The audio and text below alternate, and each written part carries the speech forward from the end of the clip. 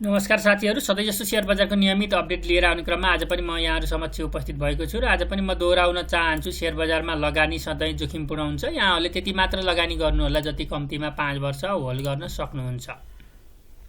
र यहाँहरूलाई आज पनि म जसले नयाँ च्यानल मेरो च्यानल सुन्नुभएको छ सबैलाई चाहिँ मेरो च्यानल सब्सक्राइब गरिदिनु हुन अनुरोध गर्दै बजारको आजसम्म यो साताको अन्तिम कारोबार हुँदैछ र सातामा एक दिन सार्वजनिक बिदा परेको हुँदा यो साता 4 दिन सेयर बजारमा कारोबार हुनेछ। 4 दिनमा बजारले हामीले हेर्छौँ भने अहिलेसम्म भएको तीनवटै कारोबारमा मार्केटले यहाँनिर अलिकति करेक्सन सानोतिनो करेक्सन गरिराखेको छ। बजारमा एउटा झिनो अङ्कको बजारले एउटा करेक्सन लिइराखेको छ र बजारले हामीले यसलाई चाहिँ विभिन्न टुल्स मार्फत हेर्छौँ, बोलिङ्गर ब्यान्ड मार्फत मार्केटलाई हेर्छौँ भने बजारले लामो समयदेखि 9 अगस्त भनेको झन्डै यसले केही समयदेखि अगस्तको 9 अगस्त जुन जुलाई अगस्त सेप्टेम्बर अक्टोबर को पनि आज 20 गइसकेको छ गर्दाखेरि झन्डै 2 महिनादेखि बजार एउटा बोलिङ्गर ब्यान्डको लोअर ब्यान्डमा हामीले टेक्निकल्ली भन्नु पर्दाखेरि 2 महिनादेखि मार्केट एउटा बोलिङ्गर ब्यान्डको लोअर ब्यान्डमा चलेको छ भन्नुको अर्थ बजारले यसरी यहाँबाट जुन चाहिँ खस्यो मार्केट त्यसपछि यो पोइन्टबाट बजार खसिसकेपछि यहाँबाट मार्केट खसिसकेपछि बजारले त्यस्तो अप वे जान सकेको छैन। बजारले धेरैपल्ट यहाँनिर कोसिस गरेको छ मार्केट माथि जाने, तर बजारले करिब 2 महिनादेखि बजारले यहाँनिर यसले मध्य ब्यान्डमा यसले बजार केही माथि जाने कोसिस गरेको देखिन्छ, तर मार्केटमा सेलिङ प्रेसर देखिन्छ। मार्केटमा भनेको बजारले अपवेको कन्फर्मेसन टेक्निकल्ली दिएको छैन। र मैले यहाँहरूलाई अघिल्लो अडियो च्यानलमा पनि भनेको थिएँ कि जस्तो एउटा हामीले ड्राइभ गर्छौँ भनेदेखि 3वटा सिग्नल हुन्छ। एउटा चाहिँ हामीले रातो बत्तीमा हामी रोकिन्छौँ, त्यसपछि एम्बर फ्ल्यासिङ हुन्छ, त्यसपछि ग्रिन लाइट हुन्छ। 3टा लाइट हुन्छन् र हामीले जब ग्रिन लाइट बल्छ त्यसपछि हामी गो अहेड भनेको बुझ्छौँ र हामी अगाडि बढ्छौँ। त्यस्तै जस्तो यहाँनिर पनि बोलिङ्गर ब्यान्ड म्याकडी आरएसआई छ र यी तीनवटै सिग्नलले हामीलाई गो अहेड भनेर टेक्निकल्ली दिएको छैन। विगत 2 महिनादेखि साइडवेज चलेको छ मार्केट र बजारमा ठुलो सार्प फलिङ पनि छैन, बजार त्यसरी घटेको पनि छैन र बजारले टेक्निकल्ली बाई सिग्नल पनि हामीलाई कन्फर्मेसन दिएको छैन।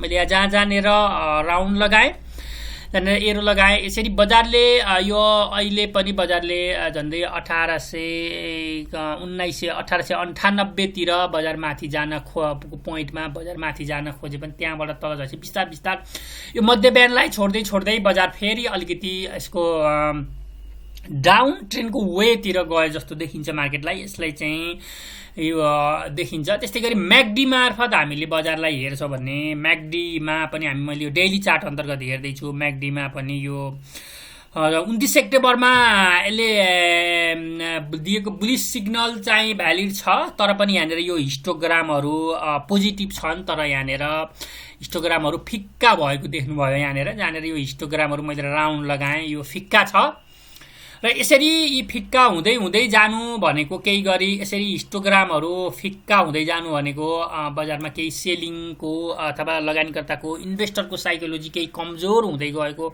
हामीले यहाँनिर बुझ्न सक्छौँ। यसरी बजारले अप गए तापनि फेरि यसले चाहिँ केही त्यति ठुलो र्याली ल्याउन सकेन। हामीले म्याकडी मार्फत हेर्दा र आरएसआई मार्फत हामीले हेर्छौँ भने पनि यसले यहाँनिर डब्लु बनाएर बजारले केही अप ट्रेन्डको वे चाहिँ देखाइदिएको थियो, तर यसले चाहिँ पहिलाको प्रतिरोध मा गएर यसले चाहिँ प्रतिरोध सामना 47-48 को बिन्दुमा यसले प्रतिरोध सामना गर्यो। यसले माथि जान नसकी यसले फेरि आरएसआईले पनि डाउन ट्रेन्ड दियो भन्नुको अर्थ तीनवटै सिग्नलले हामीलाई गो अहेड भन्न सकेन। यहाँनिर रातो बत्ती बल्यो भन्नुपर्छ। र यसरी हेर्दाखेरि मार्केटमा केही वेट एन्ड सीमा बस्नुपर्ने, अझै पनि टेक्निकल्ली त्यस्तो कन्फर्मेसन बजारमा दिएको छैन। हुनसक्छ फन्डामेन्टल्ली केही ब्याङ्कको कर्जाको ब्याज दर बढ्नु अनि लगानीकर्ताहरू चुनावतिर अब चुनावको माहौल बन्नु, देशमा चुनावको माहौल हुनु त्यस्तै गरी चाडबाडको बेला धेरै लगानीकर्ताहरू स्टक मार्केटभन्दा बाहिर घुमफिरमा हुनु, त्यस्तै गरी नयाँ ब्रोकरहरू जुन चाहिँ 46वटा नयाँ ब्रोकरहरू आइरहेका छन्, ती ब्रोकरहरूले पनि कर्मशः स्टक मार्केटबाटै पुँजी जुटाउँदैछन्, किनभने एकैचोटि उनीहरूले त्यो पुँजी पुर्याउने होइन।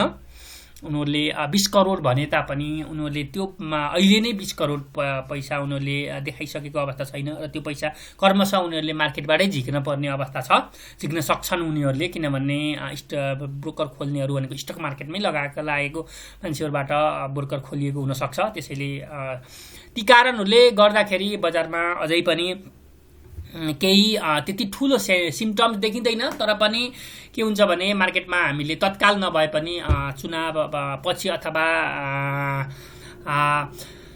चाडबाड फेस्टिभल पछि, तिहार तथा छठ पछि बजारमा एउटा र्यालीको एक्सपेक्टेसन हामीले त्यो बेला पनि गर्न सक्छौँ र त्यसको लागि केही समय अझै पनि देखिन्छ। यसरी हेर्दा बोलिङ्गर ब्यान्ड MACD RSIबाट हेर्दाखेरि बजारमा एउटा साइडवेज र केही करेक्सनको बाटो देखिन्छ।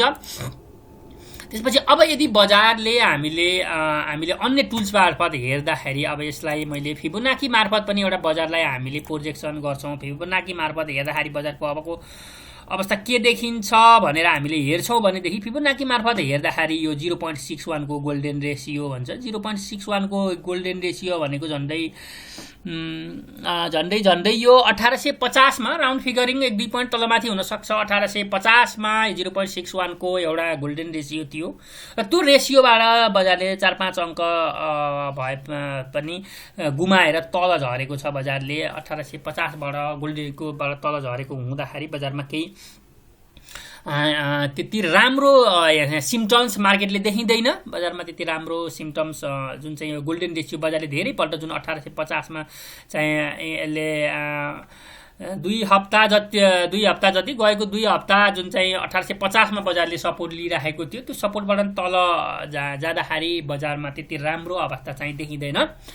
त्यस्तै गरी हामीले यो फिबोनाकी मार्फत हेर्दा, त्यस्तै गरी अब पिभट पोइन्टबाट हामीले यदि बजार बढ्छ भने कहाँ प्रतिरोध सामना गर्छ भनेर हामीले हेर्नुपर्ने हुन्छ र घट्छ भने कहाँ सपोर्ट लिन्छ भनेर हेर्नुपर्ने हुन्छ। पिभट पोइन्ट भनेको यो 1884 को बिन्दुमा पिभट पोइन्ट छ र यो पिभट पोइन्ट भन्दा तल कारोबार हुन्छ भनेदेखि हामीले के बुझ्नुपर्छ भने बजारमा केही नेगेटिभ सेन्टिमेन्ट देखिनुपर्छ, बुझ्नुपर्छ हामीले। नेगेटिभ सेन्टिमेन्ट देखिन्छ मार्केटमा र अहिलेको बजार यदि घट्छ भनेदेखि बजारले इमिडिएट सपोर्ट, पहिलो सपोर्ट भनेको बजारले अहिले जुन चाहिँ 1845 मा चाहिँ भएको बजारले 1780 सम्म एउटा पहिलो सपोर्ट, दोस्रो सपोर्ट 1700 छ र तेस्रो सपोर्ट 1601 मा सपोर्ट देखिन्छ यदि बजार घट्छ भनेको अवस्थामा।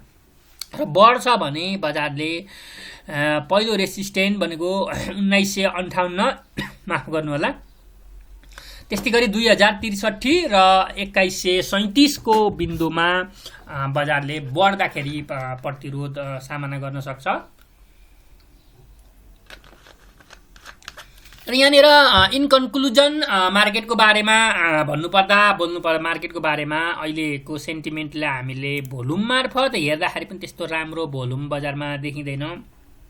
भोल्युम पनि 60-70 करोडमा देखिन्छ। अघिल्लो हप्ता एभरेज भोल्युम 65 करोड मात्रै एभरेज भोल्युम थियो।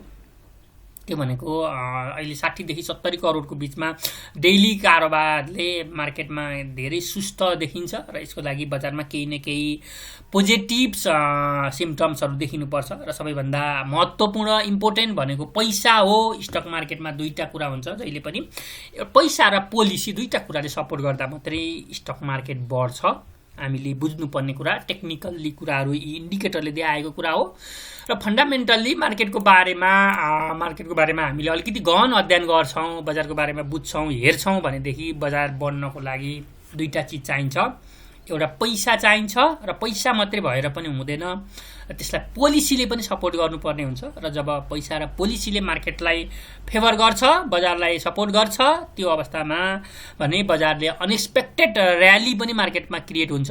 र त्यो अवस्था अहिले क्रिएट नभएको हुँदा हामीले अहिले बजार साइडवेज चलेको छ साइडवेज चल्छ, बजार लामो समय राउन्डिङ बटम बनाउँछ, बजारले डबल बटम बनाउँछ, राउन्डिङ बटम बनाउँछ, जुन मैले डबल बटम र राउन्डिङ बटमको बारेमा धेरै लेखिसकेको छु, भनिसकेको छु।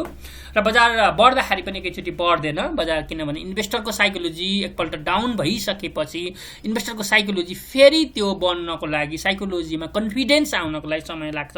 त्यसलाई चाहिँ केही नीतिगत पोलिसीले सपोर्ट गर्नुपर्ने हुन्छ, गभर्मेन्टको पोलिसीले सपोर्ट गर्नुपर्ने हुन्छ। त्यो अवस्थामा मात्रै लगानीकर्ताहरू फेरि मार्केटमा एक्टिभ हुन्छन्।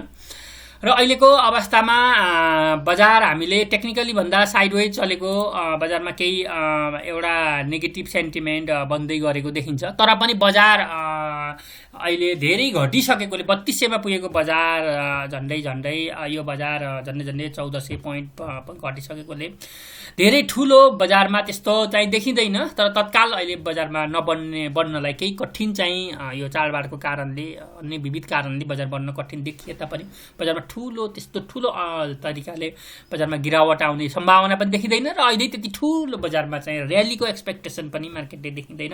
अहिले साइडवेज चलेको बजारमा हामीले लङ टर्म इन्भेस्टर, हामी यदि दीर्घकालीन लगानीकर्ता हो भनेदेखि भने यो चाहिँ नै अवसर हो, किनभने घट्दो बजार नै अवसर हुन्छ।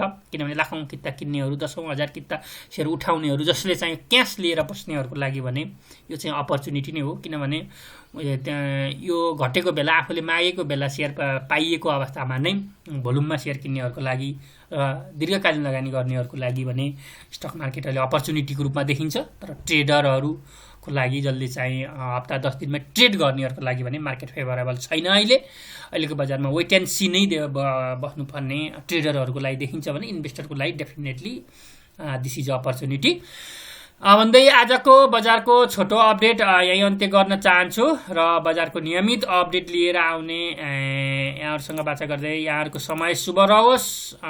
Thank you very much.